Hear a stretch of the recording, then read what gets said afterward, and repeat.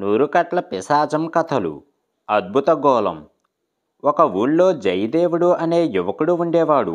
అతడికి ఆటపాటల మీద తప్ప చదువు మీద దృష్టి ఉండేది కాదు. ఏం చేసినా తనకు తోచినట్లు చెయ్యడం తప్ప తప్పొప్పులు ఆలోచించేవాడు కాదు. అది తగదని ఇంట్లో తల్లిదండ్రులు రోజూ కొడుకును మందలించేవారు. అందుకు జయదేవుడు నొచ్చుకునేవాడు కాదు. కానీ ప్రతిదానికి తనని వితరణుడితో పోల్చడం నచ్చేది కాదు. ఎందుకంటే అతడు తనయుడివాడే. వితరణుడు శ్రద్ధగా చదువుతూ ఆశువుగా కవిత్వం చెబుతాడు, అందంగా బొమ్మలు గీస్తాడు, శ్రావ్యంగా పాటలు పాడతాడు. ఇవన్నీ చేస్తూనే తల్లిదండ్రులకు అన్ని పనుల్లోనూ సహాయపడతాడు. రోజు సాయంత్రాలు ఓ 2 గంటల సేపు వితరణుడు తన ఈడువారితోనే ఆటలాడేవాడు. ఆ ఆటల్లోనూ అతడిదే పైచేయిగా ఉండేది. వితరణుడికి తెలిసిన విద్యల్లో ఒక్కటంటే ఒక్క దానిలోనైనా నువ్వతన్ని మించగలవా అని తల్లిదండ్రులు జయదేవుడిని చిన్నబుచ్చేవారు. జయదేవుడికి ఎలాగో ఏ విద్య పట్ల ఆసక్తి లేదు. ఆటల్లోనైనా వితరణుడిని ఓడించి తల్లిదండ్రులను మెప్పించాలని అనుకున్నాడు. కానీ ఎంత కృషి చేసినా అతడు ఏ ఆటలోనూ వితరణుడిని మించలేకపోయాడు. ఇది అతడికి ఎంతో బాధగా ఉన్నది. వితరణుడు నీతిమంతుడు. అతడి బలం నీతిలో ఉన్నది. అతడు అన్నింటా తల్లిదండ్రులకు సాయం చేస్తాడు. అందువల్ల అతడికి వారి దీవెనలు బలంగా ఉంటాయి. నీవు అలా ఉండు, అతడిని మించిపోతావు అని తల్లి జయదేవుడితో అనేది. కొన్నాళ్లకు ఈ మాట జయదేవుడి బుర్రకెక్కింది. ఒకరోజు తండ్రి కొబ్బరి మొక్కలు పాతడానికి పెరట్లో గోతులు తవ్వుతూ ఉంటే ఆయన్ని తప్పుకోమని తానే గోతులు తవ్వసాగాడు జయదేవుడు. చివరి గొయ్యి తవ్వుతూ ఉండగా జయదేవుడికి ఒక పంచరంగుల గోళం దొరికింది. అది ఎంతో అందంగా మెరుస్తున్నది. జయదేవుడు అది తీసుకొని స్నానాల గదికి వెళ్ళాడు. గోళాన్ని కడిగి శుభ్రం చేసి తను స్నానం చేశాడు. ఆ తర్వాత మంచి బట్టలు వేసుకొని గోళాన్ని తన రొంటిన దాచుకున్నాడు. విచిత్రంగా ఉన్న ఆ గోళాన్ని తన మిత్రులకు చూపించాలని ఇంట్లోంచి బయలుదేరాడు. అప్పుడు అతడిలో కొత్త ఉత్సాహం పుట్టింది. జయదేవుడు వీధిలోకి వచ్చి 2 సందులు తిరిగాడో లేదో 16 ఏళ్ల లలిత అనే యువతిని ఒక ఆబోతు తరవడం చూశాడు.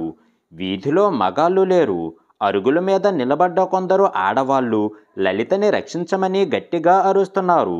జయదేవుడు చప్పున ఆబోతుకు ముందుకు వెళ్ళాడు. ఆబోతు కొమ్ములతో కొమ్మబోతే అతడా కొమ్ముల్ని పట్టుకున్నాడు. కాసేపు ఇద్దరి మధ్య పోరాటం జరిగింది. చివరకు ఆబోతు జయదేవుడికి లొంగిపోయింది. వీధిలో వాళ్ళంతా జరిగింది ఆశ్చర్యంగా చూశారు. కానీ జయదేవుడు మాత్రం ఎవరినీ పట్టించుకోకుండా నేరుగా తన స్నేహితుల వద్దకు వెళ్ళాడు.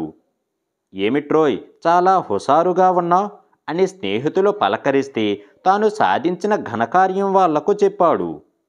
కోతలు కొయ్యడానికి కూడా హద్దు అదుపు ఉండాలి. నువ్వేమిటి ఆబోతును లొంగదీయటం ఏమిటి? మేము నమ్మము అన్నారు స్నేహితులు. జయదేవుడికి కోపం వచ్చింది. అయితే నేను అబద్ధం చెబుతున్నానని అనుకుంటున్నారా అని అన్నాడు. అనుకోమా మరి, నీ ఒంటి మీద ఒక గాయమైనా లేదెందుకు? అబద్ధం చెప్పినా అతికినట్లు ఉండాలి, అది తెలుసుకో అన్నారు జయదేవుడి స్నేహితులు. పోనీ మరో ఆబోతును చూపించండి, వెళ్ళి దాన్ని లొంగదీసి నా మాట నిజమని రుజువు చేసుకుంటాను అన్నాడు జయదేవుడు పట్టుదలగా. ఒక మిత్రుడు కాసేపు ఆలోచించి, ఆబోతు సంగతి తర్వాత చూద్దాము. నీకు నిజంగా సత్తా ఉంటే ముందు ఆ వీరభద్రుడి పని పట్టకూడదు? ఊరంతా చూసి ఆనందిస్తాము అని అన్నాడు. కొన్నాళ్ల క్రితం ఆ ఊరొచ్చిన వీరభద్రుడు ఆ ఊరి దేవాలయం వద్ద మకాం పెట్టాడు. చూడటానికి రాక్షసుడిలా ఉంటాడు. అతడి చేష్టలు కూడా రాక్షస చేష్టలే. రోజూ దేవాలయం ముందు నిలబడి దేవుణ్ణి తిడతాడు. అది తప్పు అని ఎవరైనా చెబితే వాళ్లను కూడా తిడతాడు. కోపం మీరితే కొడతాడు కూడా. తనకి రోజు ఊళ్ళో ఎవరో ఒకరు తిండి పెట్టి అవసరమైన డబ్బివ్వాలని శాసించాడు. అతన్ని ఎదిరించే శక్తి లేక ఊళ్ళో వాళ్ళంతా వంతుల వారీగా అతడికి తిండి డబ్బు ఇవ్వటానికి తమలో తాము ఏర్పాటు చేసుకున్నారు. ఎప్పటికైనా ఊరికి పట్టిన ఈ పీడ వదిలేనా అని ఊరంతా దిగులుగా ఎదురుచూస్తున్నారు. వీరభద్రుణ్ణి నేను ఎదిరిస్తాను, ఊరికి పట్టిన ఈ పీడ వదిలిస్తాను అన్నాడు జయదేవుడు. అతడు అలా అనగానే మిత్రులు భయపడి, ఈ మాట నువ్వు స్పృహలో ఉండే అంటున్నావా?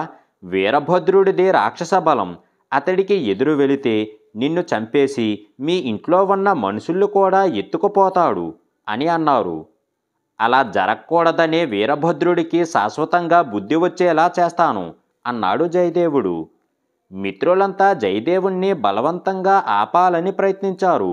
వారి వల్ల కాలేదు. అతడు వాళ్ళందరినీ విదిలించుకొని ఒక్క పరుగున దేవాలయం వైపు వెళ్ళాడు.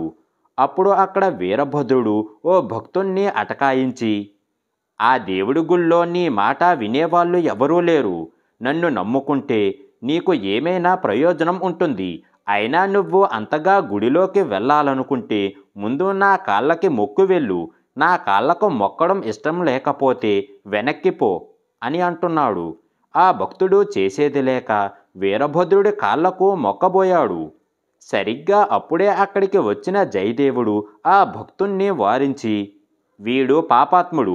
వీడి కాళ్లకు మొక్కావంటే నీకు అంటిన ఆ పాపం ఎన్ని పుణ్యతీర్థాలు తిరిగినా ఎందరు దేవుళ్లను కొలిచినా పోదు అని అన్నాడు. వీరభద్రుడు ఆ మాటలు విని, ఎవడువురా నువ్వు? నన్ను పాపాత్ముడు అంటున్నావు? నీకు ప్రాణాల మీద ఆశ లేదా అని కోపంగా హుంకరించాడు.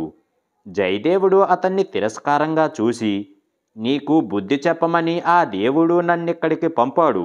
ప్రాణాల మీద ఆశ ఉంటే వెంటనే పారిపో అని అన్నాడు. అంతే, వీరభద్రుడు పెద్దగా అరిచి జయదేవుడి మీదకి ఉరికాడు. జయదేవుడు అతన్ని అవలీలగా 2 చేతులతో పైకెత్తి దూరంగా విసిరేశాడు. క్రిందపడ్డ వీరభద్రుడు ఒళ్ళంతా హోనమైపోయింది. అయినా మళ్ళీ లేచి జయదేవుడి మీద పడ్డాడు. కానీ జయదేవుడు అతన్ని చిత్తు చేసి చావబాదాడు. జయదేవుడి మిత్రులు అక్కడికి చేరుకునేసరికి వీరభద్రుడు జయదేవుడి పాదాల మీద పడి, నన్నేం చెయ్యకు, నేను ఈ ఊరొదిలి వెళ్ళిపోతాను అని అన్నాడు. ఊరొదిలిపోతే చాలదు, ఎక్కడికెళ్ళినా బుద్ధిగా ఉండాలి. ఎక్కడి నుంచైనా నీ మీద ఫిర్యాదొచ్చిందో నిన్నిక ప్రాణాలతో వదిలిపెట్టను అన్నాడు జయదేవుడు. వీరభద్రుడు సరేనని బుద్ధిగా తలూపి అక్కడి నుంచి వెళ్ళిపోయాడు. మిత్రులు ఆశ్చర్యంగా జయదేవుణ్ణి సమీపించారు. అతడి ఒంటి మీద ఎక్కడా చిన్న గాయం కూడా వాళ్లకు కనిపించలేదు. నిన్ను చూస్తూ ఉంటే నువ్వేనా అనిపిస్తుంది, భయంగా ఉంది అన్నారు వాళ్ళు ఇంకా ఆశ్చర్యంగానే. ఇప్పుడేనా నా మాట నిజమని నమ్మారు, అందుకు చాలా సంతోషంగా ఉంది అని ఇంటికి వెళ్ళాడు జయదేవుడు. తనలో కొత్తగా పుట్టుకొచ్చిన బలం తెలివి ఎక్కడివో తెలియక అతడు సతమతమవుతున్నాడు. జయదేవుడు చేసిన ఘనకార్యాల గురించి ఇంకా తల్లిదండ్రులకు తెలియదు. అతడు ఇంట్లో చెప్పలేదు. ఆ రోజు సాయంత్రం ఆ ఊరికి ఒక సన్యాసి వచ్చి ఊరి చివర చెట్టు క్రింద మకాం పెట్టాడని, ఆయన ప్రజల సమస్యలకు పరిష్కార మార్గాలు చెబుతున్నాడని తెలిసిన తల్లిదండ్రులు జయదేవుణ్ణి ఆయన వద్దకు వెళ్ళమన్నారు. సరేనని వెళ్ళాడు జయదేవుడు.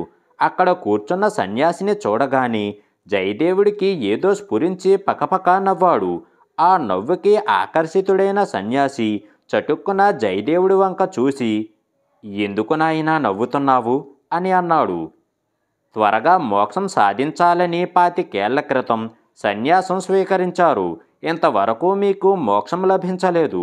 మీ సమస్యకు పరిష్కార మార్గం వెతుక్కోలేని మీరు ఇక్కడున్న ప్రజలందరి సమస్యలకు పరిష్కార మార్గం చూపాలని మీరు అనుకోవటమే నాకు నవ్వు తెప్పించింది అన్నాడు జయదేవుడు.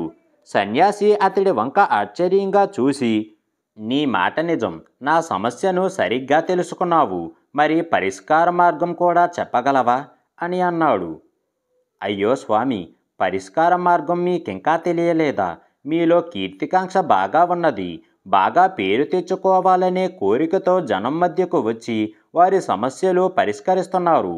మీకు మోక్షం కావాలనుకుంటే ముందు మీరీ కీర్తికాంక్ష నుంచి బయటపడాలి అన్నాడు జయదేవుడు. సన్యాసి ఆశ్చర్యంగా అతన్ని చూసి, చాలా గొప్పగా చెప్పావు నాయనా, కానీ ఇది సామాన్యులకు తట్టే విషయం కాదు. ఇలా దగ్గరికి రా అని అన్నాడు.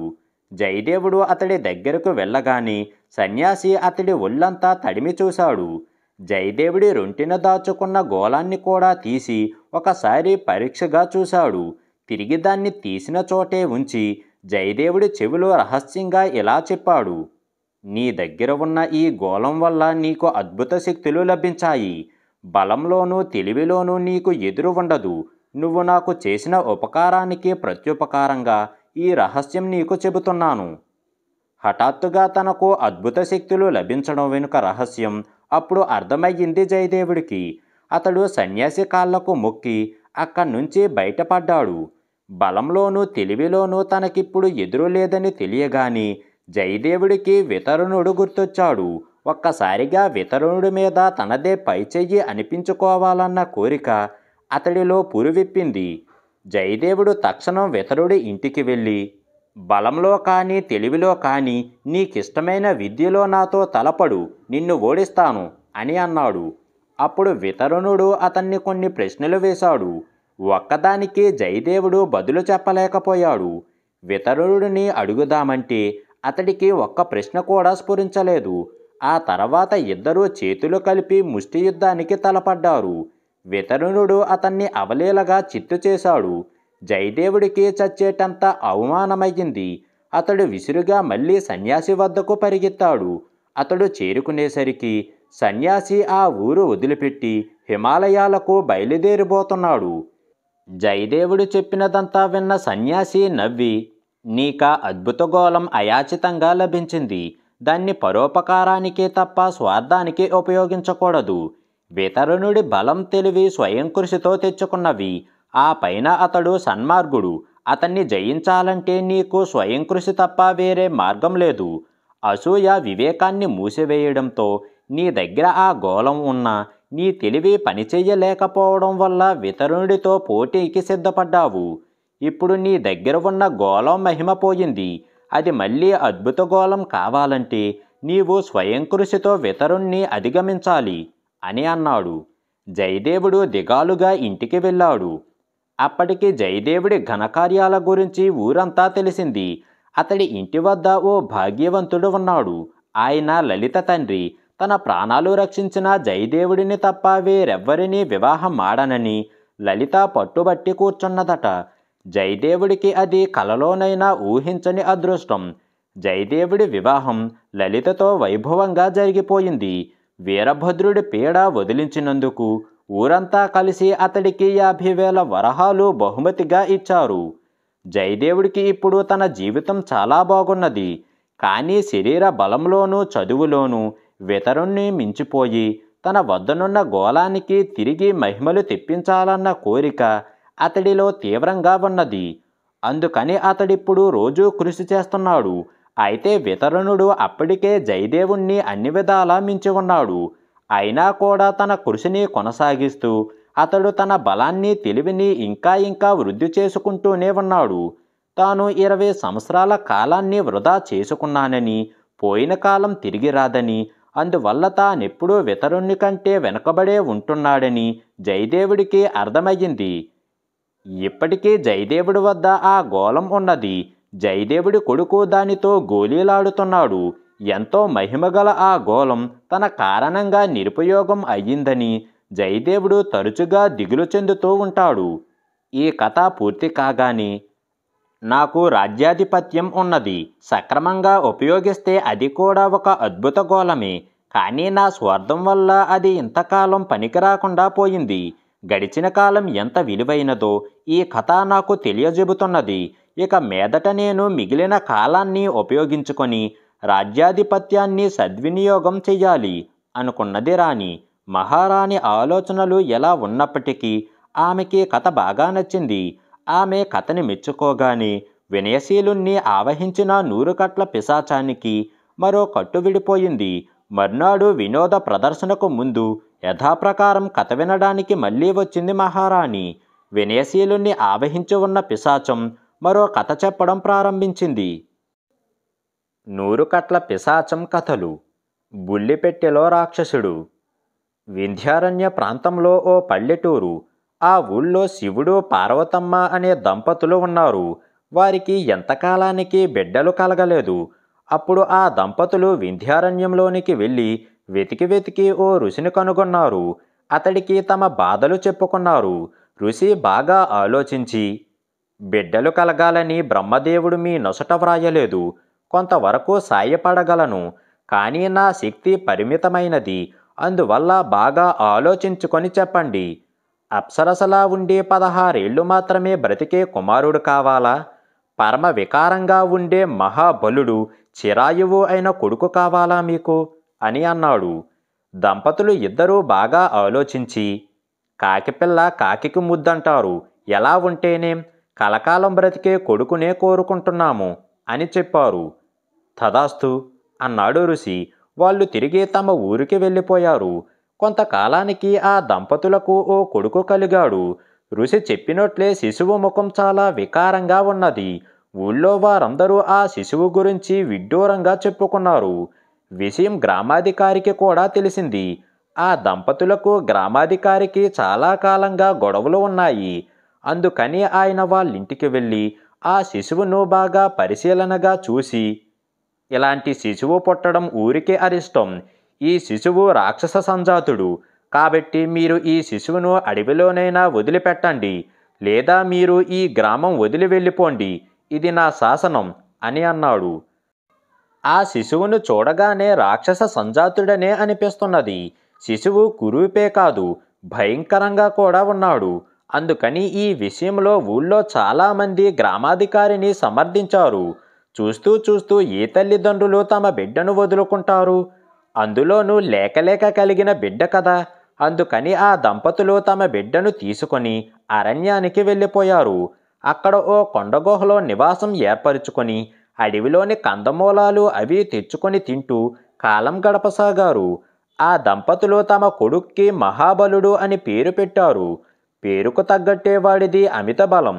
ఒట్టి చేతులతో సింహాన్ని లొంగదీసేవాడు. ఆ అడవిలో జంతువులన్నీ వాడంటే భయపడిపోతూ ఉండేవి. శివుడు చిన్నప్పటి నుంచి మహాబలుడికి ఎందరో రాజకుమారుల విచిత్ర గాథలు చెప్పాడు. అవన్నీ విని తాను అంత గొప్పవాడిని అవ్వాలి అనుకునేవాడు మహాబలుడు. శివుడికి చిత్రకళ తెలుసు. ఆయన బొమ్మలు గీసి రాజకుమారులు ఎలా ఉంటారో కొడుక్కి చూపించేవాడు. మహాబలుడికి తానెలాగుంటాడో తెలియదు. తానెలా ఉంటానో చెప్పమని తండ్రిని వేధిస్తూ ఉంటే ఆయన అందమైన ముఖంతో బొమ్మ వేసి, నువ్వు ఇలాగే ఉంటావు అని అన్నాడు. మహాబలుడు అదే తన రూపం అనుకున్నాడు. ఆ రూపం వాడి మనసులో హత్తుకుపోయింది. తన అందాన్ని తలుచుకొని తెగ మురిసిపోయేవాడు. ఒకరోజు మహాబలుడు తండ్రితో కలిసి అడవిలో తిరుగుతూ ఉండగా దూరంగా ఓ వ్యక్తి తటస్థపడ్డాడు. అతడే శివుణ్ణి గ్రామం నుంచి తరిమేసిన గ్రామాధికారి. శివుడు మహాబలుడితో, ఆ కనిపించేవాడు ఒకప్పుడు మనం ఉండే ఊరికి గ్రామాధికారి. పరమ దుర్మార్గుడు, మనకి శత్రువు. వాడి మూలంగానే మనం మనుషుల మధ్య కాక ఇలా అడవిలో ఉండాల్సి వస్తున్నది. వాడిని నా దగ్గరకు తీసుకురా అని అన్నాడు. తండ్రి మాటలు వినగానే మహాబలుడికి ఆవేశం పొంగుకు వచ్చింది. పరుగున వెళ్ళి గ్రామాధికారిని అటకాయించాడు. గ్రామాధికారి చేతిలో చిన్న సంచి ఉన్నది. ఆయన మహాబలుడు భయంకర రూపం చూచి హడలిపోయి కెవ్వున కేక వేసి తన చేతి సంచిని జారవిడిచాడు. అప్పుడు అందులోంచి అద్దం ఒకటి కింద పడింది. సూర్యరశ్మి పడి అద్దం తలతలలాడింది.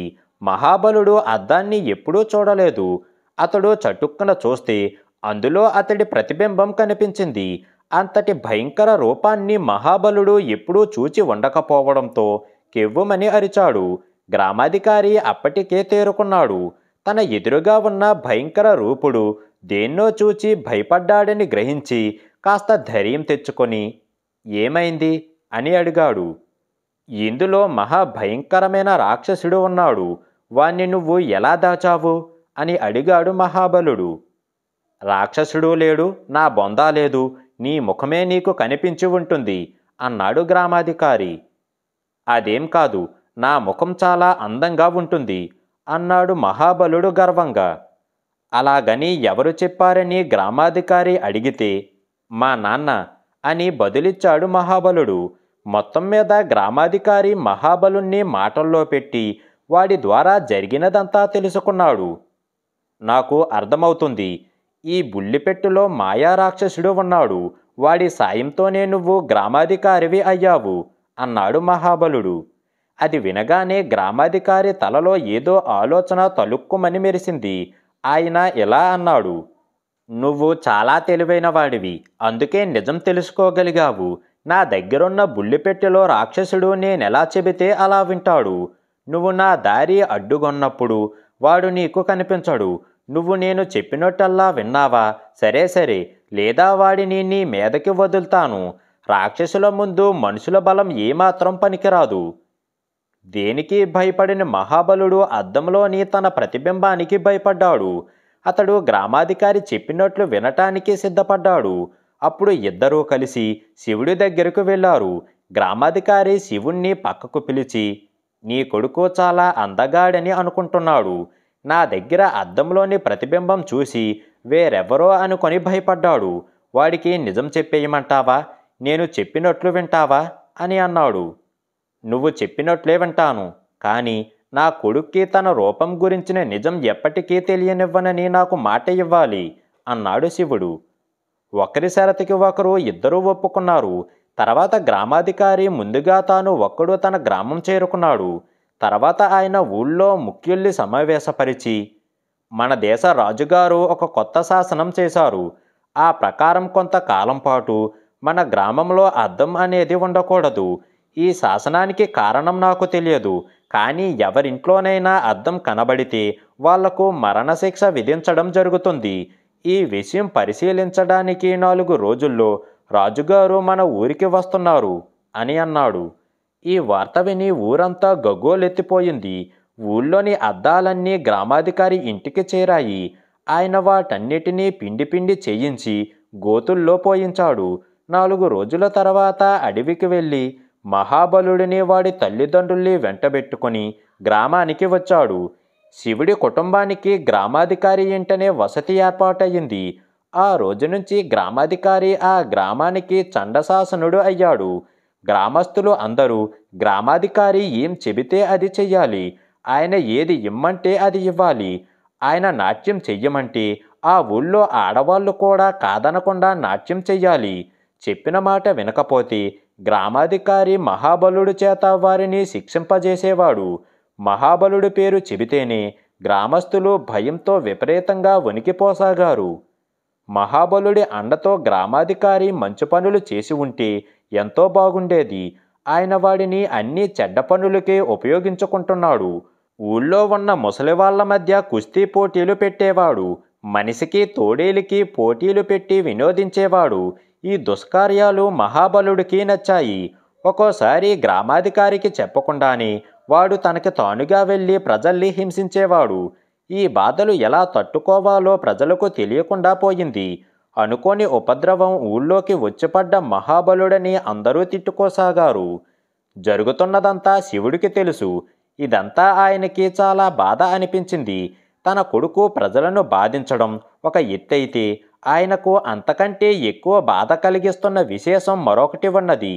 ఏ గ్రామాధికారి వల్లనైతే తమ జీవితం అడవుల పాలయ్యిందో ఆయనకే తన కొడుకు పూర్తిగా బానిసగా మారిపోయాడు. తన కొడుకు సర్వశక్తి సంపన్నుడై ఉండి కూడా తన శత్రువుకు ఊడిగం చేస్తున్నాడు. కొన్నాళ్ళయ్యేసరికి ఇక ఊరుకోలేక శివుడు ఓసారి కొడుకును రహస్యంగా పిలిచి నిజం చెప్పేయాలని అనుకున్నాడు. ఇది తెలిసిన శివుడి భార్య పార్వతమ్మ భర్తతో, ఇప్పుడైతే గ్రామాధికారి వీణ్ణి ఎంతో కొంత అదుపు చేస్తున్నాడు. వీడికి తన బలం గురించి తెలిస్తే రాక్షసుడి భయం పోతే పూర్తిగా ప్రజాకంటకుడైపోతాడని నాకు భయంగా ఉన్నది అని హెచ్చరించింది. శివుడు భార్య మాటలు లెక్క చెయ్యలేదు. ఇప్పటికే మనవాడు ప్రజాకంటకుడు అయ్యాడు. వాడు బానిసగా కాక కనీసం స్వతంత్రంగానైనా బ్రతకాలని నా ఆశ. త్వరగా వాడికి నిజం చెప్పాలి అన్నాడు ఆయన. ఆ తర్వాత శివుడు ఓ రోజున గ్రామాధికారి నుంచి తెలివిగా అద్దాన్ని తస్కరించాడు. ఆ ఊళ్ళో ఉన్న అద్దం అది ఒక్కటే. ఎప్పుడైనా మహాబలుడు ఎదురు తిరిగితే గ్రామాధికారి ఆ అద్దం చూపించి బెదిరిస్తూ ఉండేవాడు. ఓ రోజు గ్రామాధికారి లేని సమయం చూసి శివుడు కొడుకును పిలిచాడు. నాయనా, ప్రపంచంలో బలముంటే ఏదైనా చెయ్యవచ్చు. బలవంతుడికి అందం లేకున్నా వచ్చే ఇబ్బంది ఏమి లేదు. గ్రామాధికారి బుల్లిపెట్టెలో రాక్షసుడున్నాడని నిన్ను బెదిరిస్తున్నాడు. కానీ అది అద్దం. అందులో ఎవరు చూసుకుంటే వారి ముఖం కనిపిస్తుంది.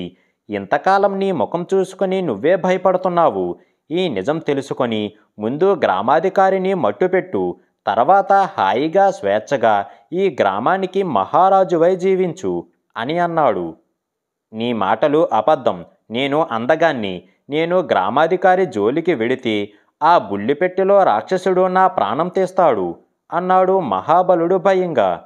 అప్పుడు శివుడు కొడుక్కి అద్దం ఎలా పనిచేస్తుందో తెలియడానికి అద్దం ముందు ఒక్కో వస్తువు ఉంచి అదే కనబడుతున్నట్లు గ్రహించేలా చేశాడు. ఆ తర్వాత మహాబలుడు తండ్రి ముఖాన్ని తల్లి ముఖాన్ని కూడా అద్దంలో చూశాడు. అయితే ఈ పెట్టెలో ఉండే మాయా రాక్షసుడు మాయమై ఉంటాడు. ఇక నా అందమైన ముఖం కూడా ఎలా ఉంటుందో చూసుకుంటాను అంటూ ఉత్సాహంగా అద్దంలో తన ముఖం చూసుకున్నప్పుడు మహాబలుడు కనిపించాడు. అప్పుడు అద్దంలో భయంకర రూపం కనబడింది. అది తనదేదని గ్రహించి కెవ్వుమని అరిచి విరుచుకొని పడిపోయి ప్రాణాలు విడిచాడు మహాబలుడు. మహాబలుడు చనిపోయాడని తెలియగానే ఊళ్ళో జనం తిరగబడి గ్రామాధికారిని చంపేశారు. తర్వాత జరిగిన కథంతా తెలుసుకొని గ్రామస్తులు శివుణ్ణి పార్వతమ్మను ప్రాణాలతో వదిలిపెట్టారు. ఆ దంపతులు ఇద్దరూ వింధ్యారణ్యంలోకి పోయి మళ్ళీ ఆ ఋషిని వెతికి పట్టుకొని జరిగినదంతా చెప్పి మా బిడ్డ ఆయుష్మంతుడు అవుతాడని చెప్పారు. కానీ అర్ధాంతరంగా చనిపోయాడు. ఇలా ఎందుకు జరిగింది స్వామి అని అడిగారు. ఋషి ఒక్క క్షణం మౌనంగా ఉండిపోయాడు. ఆ తర్వాత వాళ్లను చూసి అందవికారంగా ఉన్న మీ బిడ్డకు ఆ విషయం మీరు చెప్పలేదు. ఆ కారణంగా మీ బిడ్డ ప్రజాకంటకుడు అయ్యాడు. ఎందరో మీ బిడ్డ చావాలని శాపనార్థాలు పెట్టారు. అవి మీ బిడ్డ ఆయువును తగ్గించేశాయి. మంచివాళ్ళ ఉసురు ముందు బ్రహ్మదేవుడు పోసిన ఆయువు కూడా నిలబడదు. ఇంకా నా శక్తి ఏమాత్రం? బిడ్డలు పుట్టాక ఆ బిడ్డల్ని జాగ్రత్తగా పెంచి కాపాడాల్సింది తల్లిదండ్రులే కానీ దేవుడు కాదు. చేజేతులతో మీరే మీ బిడ్డను చంపుకున్నారు అని అన్నాడు. వినయశీలుడు ఈ కథ ముగించగానే మహారాణి నవ్వి, వినయశీల, నీ కథ గొప్పగా ఉంది. మంచివాళ్ళ ఉసురు పోసుకునే ప్రమాదం గురించి నేను ఆలోచించాలి. ఈలోగా నువ్వు ఇంకో మంచి కథ ఆలోచించి రేపు నాకు చెప్పాలి అని అన్నది.